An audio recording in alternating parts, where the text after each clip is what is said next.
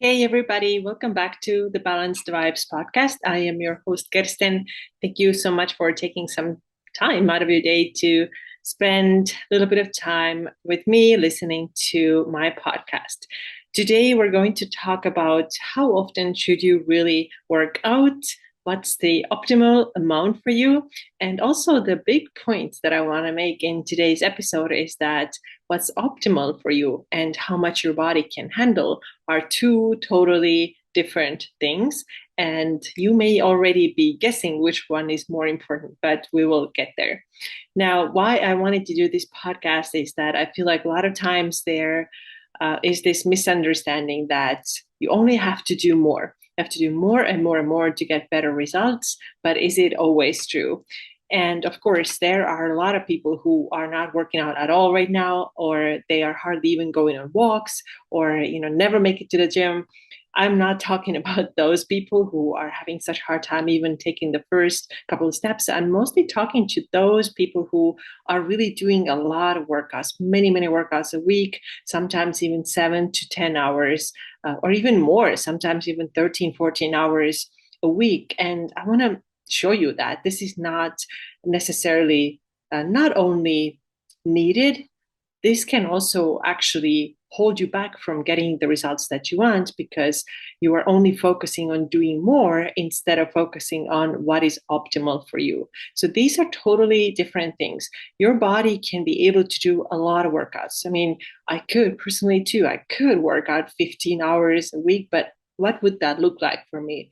How would my body respond? How would my physiology respond? How would my mental health respond? And that would not be very, very good because I would find myself overtrained and really tired, and also very likely not getting results. And I have seen this before where people are training just so much and their bodies are just staying the same day in and day out. And sometimes I even hear from people that things like, I spend so much time in the gym, I should be having so much better results, or everybody around me is telling me, you're in the gym all the time. How come you have nothing to show for it, really? Or you should be, 120 pounds by now. But this isn't just the case. And the reason really is that the amount of workouts that our bodies can handle is not necessarily optimal for us.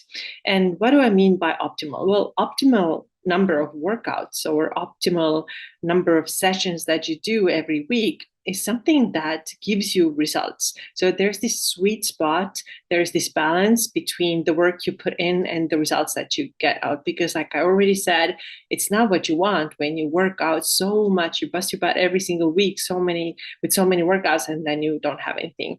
Now, optimal is when you feel recovered between your workouts and you feel like, okay, next time I'm going into the gym, I'm feeling good about it. I don't feel depleted, I don't feel drained. And in addition to that, you also start seeing your body slowly changing.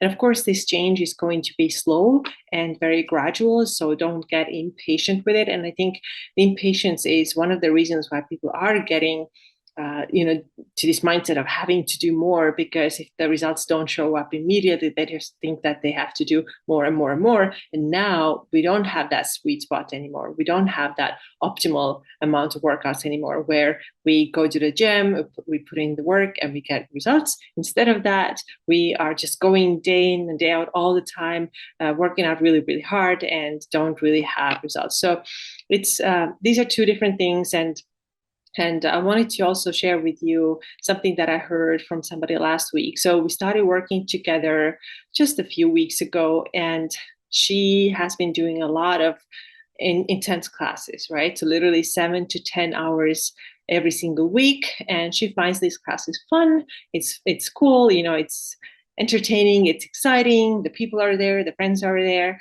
but also the results really weren't there, right? So there's all this social aspect and fun and all that, but these are not the main reasons why she's going into those classes. And then we started working together, and she said, you know what, I'm going to commit to it fully. I trust you. I want to do this. I'm tired of, doing so much work and not getting any results. So just tell me what to do. And a lot of times people find themselves in this spot where they're just tired of trying. They're just tired of just exhausting themselves and not getting results. And now they are almost like in a corner, like, okay, you know what? I'm going to do whatever you tell me to do because there's got to be a better way of doing it. And since she started doing this, she has seen really, really great results. And she relatively quickly actually lost a good amount of weight. And I told her that we actually have to slow that weight loss down a little bit, because I actually don't want to see very, very sudden weight loss. If you probably have heard this already before in my podcast too, if the weight starts going down very, very quickly, then this is not always great, because sudden weight loss quickly also wears your metabolism out faster. So I'm a bigger fan of losing weight more gradually and keeping the calories as high as possible while being still in a deficit. So in her case, she started losing weight rapidly, and she said, I kind of feel like I'm cheating here. And I asked her, why is this the case? Why do you feel like you are cheating? And she said, do you remember that I used to do 7 to 10 workouts a week? And now I'm lifting weights 3 hours a week following your plan. And this totally feels like cheating. And, all I could tell her is that I think this cheating is working for you. And let's just keep going, because her recovery is so much better. And the body is finally no longer under this massive amount of stress that she used to put herself under when she was doing all these workouts. So I want you to think about, if you are that person who is doing insane amount of workouts. So what is insane? That could be different for everybody, but let's say that you are doing like 10 hours a week, and these are mostly cardio and or HIIT classes or boot camps or Orange Theory or another type of like this intense class, or just lots and lots of running. And if you're doing that and you are not really happy with your results, I want you to ask yourself 2 questions. So the first question is, am I recovering from these million workouts that I'm doing each week? How are you really feeling? Do you feel like ready to go the next day again and do another 10 miles? Do you feel this way? And I don't know, I think only you can answer this question. But a lot of the times, and knowing myself in the past, the answer would have been no, had I had the courage to actually be honest about it. Because a lot of the times it was like, no, I don't even ask myself this question, because I have to go. I have to go and do this workout no matter what. And I'm just going to do it. It was also like, oh, I have the discipline. It's almost like I don't want to say like better than others, but feeling like really proud of myself because I can push myself so hard. So it wasn't even a question, am I actually recovering? But I want you to really answer this question for yourself, and really check in with yourself. How are you feeling? Are you going because you feel like fresh and ready to go and high energy and feeling amazing? Or are you just doing this because you feel like you have to go and burn calories? And then the second question I would like you to ask yourself is, what message am I sending to my body by doing so much?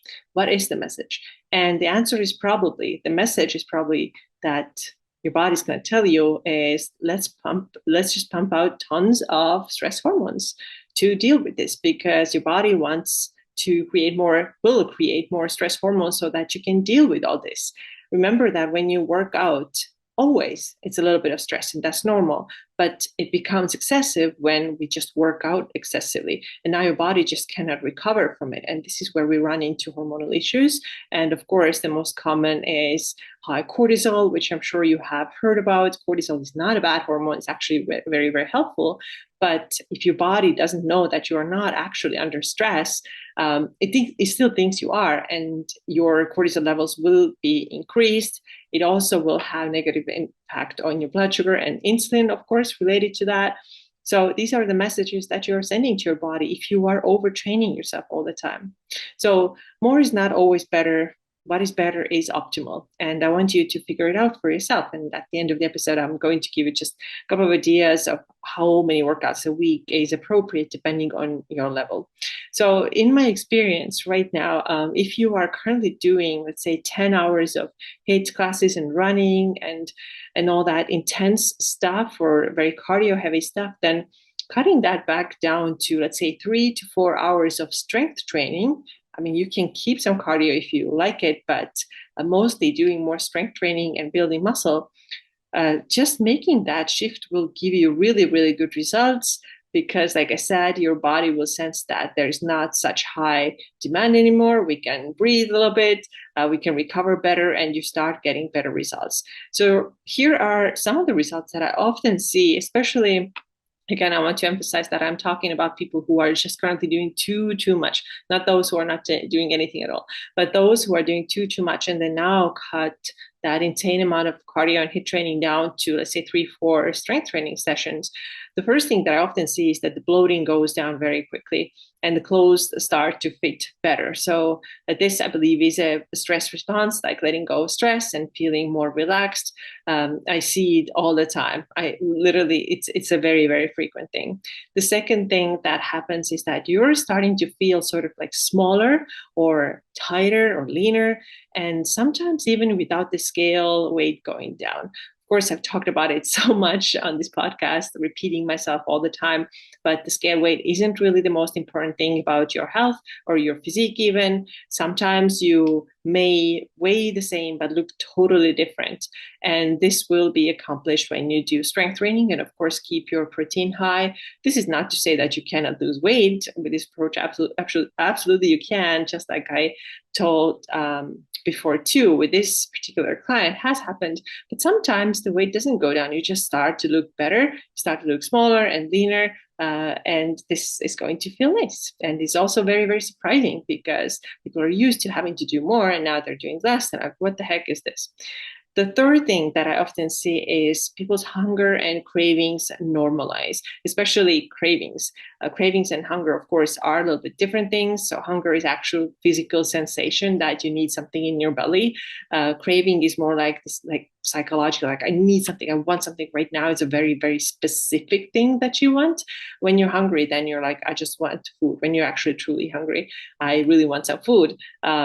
But yes, cravings a little bit different. But both of these tend to normalize, and especially craving. So you are finding yourself that your sweet tooth is a little bit less, again, because you're just not depleting yourself and your body's hunting for this like instant, quick, sugary, high carb or high fat or high processed food type of energy. You often get that when your body is depleting. And this is, by the way, one of the signs of overtraining too, if you have these cravings all the time. Now, hunger, slightly different in my opinion. Sometimes I see that with strength training, because the demand is higher, like your muscle needs some fuel. Sometimes people do experience more like real hunger, like actual like belly hunger, where they're like, okay, I actually need some food. But especially when it comes to cravings, I find that these often go down when we start reducing the crazy amount of training and just being more moderate about it and finding that optimal, that sweet spot with your workouts. The fourth thing that I often see is that you are calmer and more relaxed. I hear it very frequently. People tell me that this mental pressure of having to go out and do all these classes and all these workouts, it's just too much. And now when they have a rest day between their workouts, they just feel more relaxed. They feel like they can focus on other things. They're feeling calmer in general and just better overall. And by the way, I've also noticed that when people start increasing their protein, they're telling me that they are feeling just mentally a lot more calmer, more focused, and can better concentrate on whatever they are doing. So being calmer and more relaxed is another really great outcome when you stop doing so much and take it down a little bit. The fifth thing is that you're sleeping better. So again, one of the things that I see very frequently, and I also think that this has a lot to do with cortisol, not being so stressed all the time, not being so hyped up all the time. You know, when you are in this like very busy, do a million things, very intense workouts mindset, then of course your stress hormones are high all the time and you just can't slow yourself down. You can't relax. And that's why your sleep may be interrupted too. So I definitely see that when people are slowing down a little bit, doing a little bit less, giving themselves more rest and breaks, then their sleep also gets better. And I think overall, just not only workouts, but other things in life too, do we have to overachieve all the time, do bazillion things and multitask? Probably a topic for another day, but I think doing just too much and being on all the time is really exhausting and also definitely will mess with your sleep too. And the sixth thing that I see that people experience when they cut back from doing so much to doing more moderate amounts of exercise is that, and this is of course for women, their periods are more normal and their PMS is way down, also very common. And of course this is pure like hormonal result, right? Your hormones balance better, insulin plays a big role in this, cortisol plays a huge role in this. If your cortisol is way too high all the time, too frequently, then this is going to take away from your progesterone production. And this is why your periods are bad or may be very, very symptomatic. Of course, there can be very many other reasons too why periods are symptomatic and out of whack. But I often see that overtraining does not help. It absolutely does not help. And what really helps is finding that sweet spot that I've mentioned several times already with your workouts. So we've heard for decades, I think women especially, that we just have to do more and more exercise, but this is definitely not true. What you actually need is to find the right amount of you where you feel great and you get results, not where you're depleted and exhausted and have nothing to show for it. So how much would I recommend that you should be working out? It really depends on if you are a beginner to weightlifting, if you have been doing this for a couple of years and you are more like intermediate, or are you an advanced lifter? If you're a beginner, I would say start with 2 workouts a week. Full body, hitting all the major areas, focusing on big lifts like squats, deadlifts, presses, and all pushing and pulling movements. So 2 days a week is great. If you can add in the third one, this is awesome. Now, if you're intermediate, I would say year or 2 experience, 3 workouts a week, really, really good. If you want to start adding to it, then maybe 4 might be helpful for you. But again, keeping in mind your recovery. And if you are advanced, then I would say 4 workouts is plenty for most people. If you really feel like your recovery is excellent, you know what you're doing, and you're not pushing super hard every time, you are able to listen to your body more, which comes with practice also. That's why I don't recommend it for beginners that you do 5 workouts. But if you are advanced and you really are confident in your ability to listen to your body, then 5 might be an option. I personally don't think that you should be doing more. I just don't think this is necessary. And I think you get a lot out of 4 workouts a week. So I would say beginners 2, maybe 3, intermediate 3, and maybe 4, and then advanced 4, or maybe 5 if your recovery is really excellent. And the final point that I want to make today is that lifting weights is really non-negotiable. And the way you lift weights is also very important. And just recently, I heard another podcast episode, and you know that I really love the Huberman Lab podcast, and he had a guest whose name was Peter Attia. I hope I'm saying his name correctly. And he has studied a lot the effects of weightlifting on women and women's hormones, and especially bone density. So this is something that he was talking about a lot on this episode. So he was really emphasizing the fact that the way we work out, and especially for women, we should train more like in the powerlifting style, where you're lifting very heavy weights, right? Of course, form first, I always say that, but heavy weights and not tiny little things that don't really do much. But when you think about what happens in most of these classes that are high intensity and really pushing you really hard, like your heart rate wise, that has to be high, and doing like a million reps, this is not what gives you the results that they were talking about on this podcast. For health and for your bone health, bone density, and then overall health, you really have to choose weights that challenge you. And those tiny little things don't really challenge you. So I really encourage you to do deadlifts and squats and presses, like I said, pushing and pulling movements with weights that feel heavy, the weights that really make your body work in a way that builds muscle and builds strength, not only builds endurance and stamina, which you can do with, I don't know, like 2.5-pound dumbbells doing kickboxing moves with it. It really doesn't help you. It just doesn't. And it's honestly, in a way, it's really a waste of time, although you could say, something's better than nothing. But I don't think that this is always the case. Why would you do that if you could instead go and lift some heavy weights and do it a couple of times a week? If you are a beginner, just a couple of times a week, go heavy, learn the technique first. I recommend maybe getting a couple of sessions with a personal trainer. If you can, keep going with a personal trainer, that's even better. But at least get started with somebody, or get a good online coach, and then keep doing it, because I hope that you're going to do this for the rest of your life. And the final point is that I don't think that you should be doing too much at all. I don't think it's ever necessary to push yourself hard, like 10 to 15 hours a week, especially if your recovery is not great and especially if you're not getting the results, why not to cut back to maybe 3, 4 and see how your body responds? And based on what I have seen with so many people and myself too, the results are usually really great. So I hope that you enjoyed this episode. Please join my Facebook group. It is a totally free group where we're talking about a lot of things related to health and fitness, and of course food and macros and all that stuff. So totally free Facebook group. And if you're interested in working with me, I have that link for a short application also in my YouTube description and in the show notes as well. So let me know if you have any questions. I hope that this episode helped you out, and I'll see you again very soon. Bye bye.